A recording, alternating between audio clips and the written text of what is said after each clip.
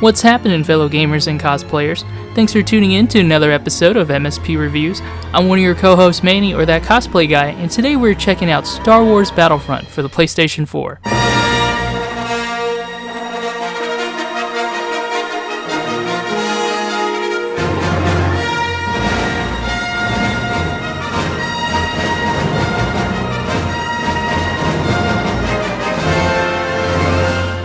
Now, it's almost been a week since this game's initial release, and I'm sure that since then many of you have seen mixed reviews, both good and bad, for Star Wars Battlefront.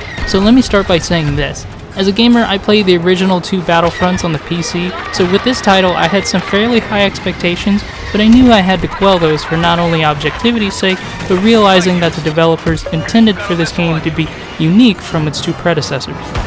Whether or not this is for better or for worse, well, you'll see for yourself. But rather than going in with the bias that this game is really bad or really good, I'd rather talk about what this game is, what it's not, and more importantly, based on what I've experienced, make a conclusion. The story can actually be summed up in 3 words. There is none. Seriously, this completely baffles me, considering the expansive universe Star Wars has to offer, from the movies, books, and even from past Star Wars video games. Now, some of you might be saying, "Hey Manny, this is a first-person shooter. No story is needed, and besides, this is Star Wars. Everyone knows Star Wars." Actually, no. Having been to anime or Comic-Con-like conventions, you'd be amazed at how many people only know household names like Darth Vader or Luke Skywalker, but they don't know the plot to Star Wars or the significance of key characters.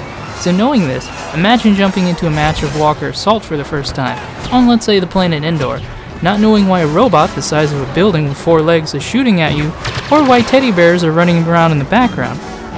I think the biggest shock came to folks like myself who enjoyed the backstory campaign to the 501st Stormtroopers from Battlefront 2, left sorely disappointed when unique concepts like this were replaced with drop-in battles or fragmented solo missions which sadly give no bearing on story or character development.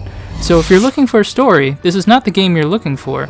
Rather, watch the Star Wars movies, episodes 4, 5, and 6 instead.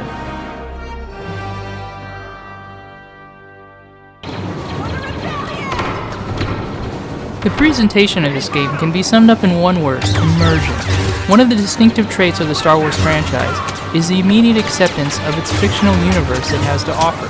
This includes the zing of a blaster or the familiar hum of a lightsaber, all made possible by the assistance of the same trademark Skywalker sound that not only resonates within its movies but carries on into the video game. I'm pleased to say that Star Wars Battlefront continues this tradition, as seen with the level of detail put into anything and everything you see on the screen. If you're on the planet Hoth, the footprints in the snow reveal the tracks of both allies and enemies. Similarly, when you start in the narrow passages of the planet Endor, it eventually widens into a valley of death as the AT-AT rains endless blaster fire and bombardment from above. If you're looking forward to several hours of escapism from the lulls of reality, Star Wars Battlefront might be your answer. At first, it appears like Star Wars Battlefront has a diversity of options, including 9 online multiplayer match types, and as for offline, there are training missions and the solo co-op missions, which can be played split-screen. Gameplay itself is divided into 2 categories: either A, the standard first or third person shooter where your goal is to meet the objective predefined by a match type, or B, pilot a spaceship and fulfill the match winning conditions. As this may seem like plenty to do in Star Wars Battlefront, within a few days' time you might feel like you've exhausted all the activities in the game. In order to repel this feeling of emptiness and to inspire your drive to continue playing the game, you're rewarded at the end of each match with experience points. You may use these points to acquire appearance changes for your character, what perks you may use before the match, or even acquire new weapons or change your current loadout. In addition to this leveling-based reward system, Star Wars Battlefront offers a diorama collection which illustrates your in-game accomplishments through the acquisition of iconic figures from the series. The end result looks something akin to a complete model set. Overall, I found the gameplay in Star Wars Battlefront very addictive, based on the variety of skill and other players during multiplayer matches. However, as mentioned earlier, I do sorely miss the single-player campaigns of Battlefront games of old, which at least provided some sort of narrative to the story direction or character identity. If you don't know the story or characters of Star Wars, don't expect any help from the gameplay, but rather a drop-in and enjoy the moment experience. Star Wars Battlefront for the PS4 is a mixed bag of expectations not met, contrasted with riveting gameplay that can't be denied. A contradiction, you say? Allow me to explain myself with this analogy to French fries. Indulge me, if you will. I think it's safe to say that French fries are a commonly enjoyed food. Depending on your palate and what your expectations are and how fries should taste, you may leave satisfied or disappointed. Fries can be eaten with various types of food: fish, hamburgers, chili dogs, you name it. And if you wanted to, you could eat French fries 5 days a week, but that might get old real quick, and so you eat them in moderation, but crave them during your next trip to McDonald's. The same could be said for Star Wars Battlefront. This game can be enjoyed by veterans and newcomers alike to the Battlefront franchise.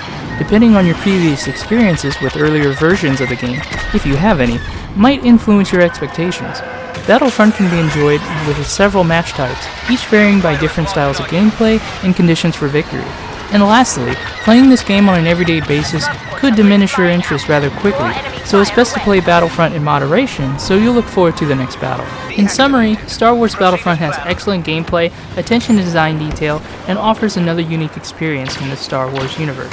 That being said, we can't ignore the lack of story or campaign mode to reacquaint those returning to Star Wars Battlefront or new to the series. A couple of other things to consider.